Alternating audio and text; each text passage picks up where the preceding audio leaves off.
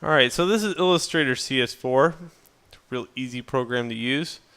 On the desktop I have this paint zero line that I blurred out just a little bit.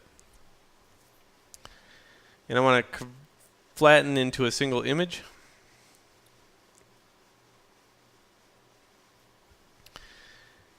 And what I could do here is, first off, I'm going to kind of zoom into an area.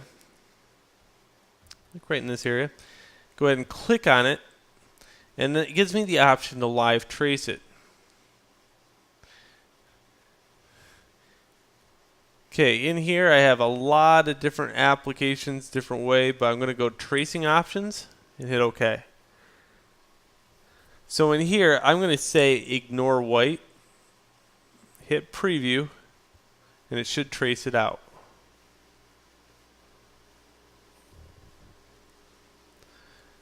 This threshold right here is the ability to tone it down or tone it up.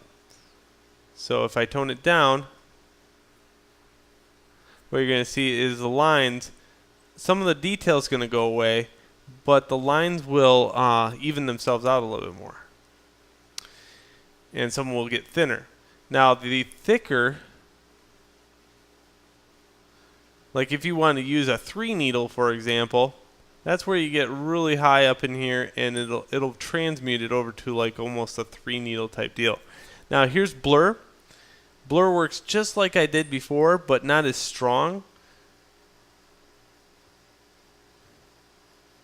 But it's a good way to fine tune it.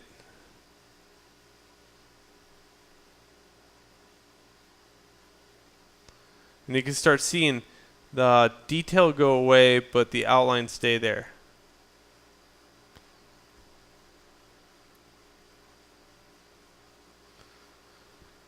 Okay, if I hit trace, it should trace that out. And you can see this is what I get. Some of the thicker type of tattoo design. So if you wanted to go thin, go the other way, but this is a real nice way to go thick.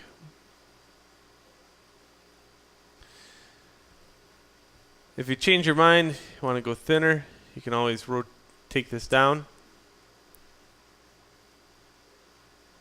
And they'll start thinning it up. You can see there's no such thing as gray value, so it took all the black values and turned it into, or all the gray values and turned them into black. When I made a thicker line, the thicker line indicated a shadow area. So that's why I made lines thicker on one side, because I knew Illustrator would live trace that out to be almost like a thicker outline on one side, making it look like a shadow. And I still did a little bit of the shading in here because it'll pick that up and use it as noise. Alright, so file. Now I can export this, but what I'm going to do is just save it as. And there should be, it should save out, okay. I can save as, and I can save this right back onto the desktop. This time it's going to be an AI file. Now Illustrator is good and all, but not really good at coloring. So I would definitely choose Photoshop to color it out. So this is how that's done. I can open this back up and I can open up the AI.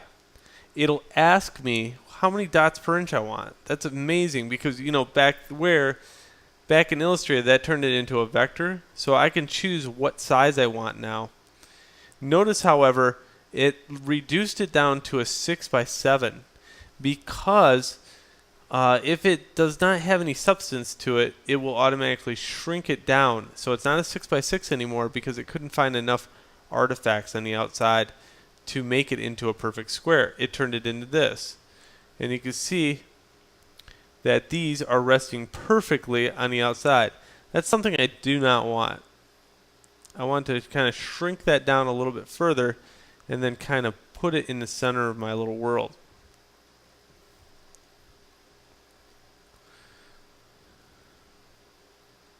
Okay, make a new layer. I'm going to put this one on top. And this layer I'm going to fill with an 50% gray. And I do that by going here and type in 50%.